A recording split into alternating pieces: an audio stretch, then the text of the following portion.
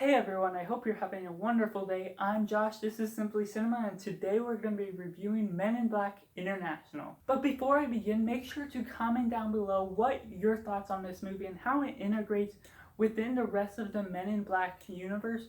And also don't forget to like this video and subscribe, because pretty soon I'll be posting my ranking of all 4 Men in Black films from the worst to the best. And also don't forget to check down in the description below, because I'm going to be having my socials, which I'm starting to build up. So Men in Black International brings in this whole new cast and characters into the mix of the Men in Black universe, and we get the story of someone being able to track down the location of the Men in Black, and therefore she is recruited into the mix.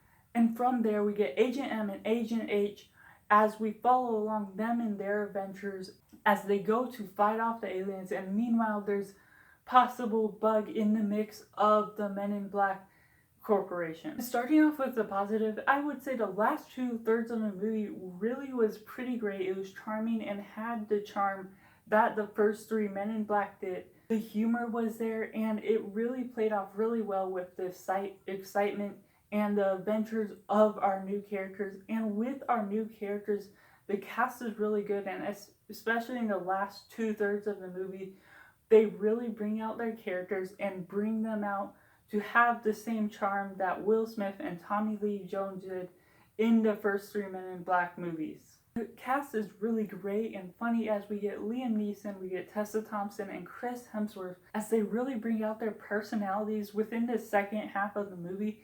And the adventures are really good. You get to really sort of understand them, and it makes for a fun bunch with Agent M and Agent H. Moving on to the mix elements, there's a bit of convenient moments within the plot of how certain characters happen to be in the right place at the right time, and there's a bit of cliche sayings within the mix of what they say and how it is. Even as I said, the cast was great. Liam Neeson's character High T didn't really get brought up as much, even as the other characters did within the second half of the movie. We did get some moments with him, but we didn't get to explore too much as they seem to be trying to put out with his character. And I will say there is a moment where there's this big twist that's actually really nice, so that would sort of be a positive element in this movie, but we don't get too much with that at the very end.